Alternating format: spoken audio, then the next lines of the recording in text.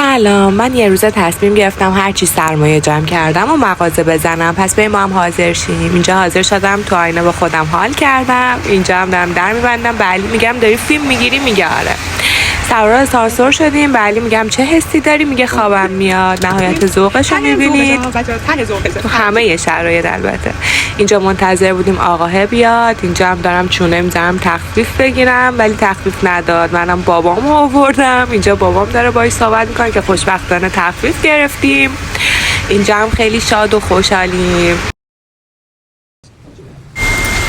این هم ویو مغازمونه که من خیلی دوستش دارم. دو طرفش کلن شیشه است. اینجا هم رفتیم یه جشن 2 نفره بگیریم. رفتیم دستک جاتون خالی، یه چای زدیم. بعدش هم یه کباب متری.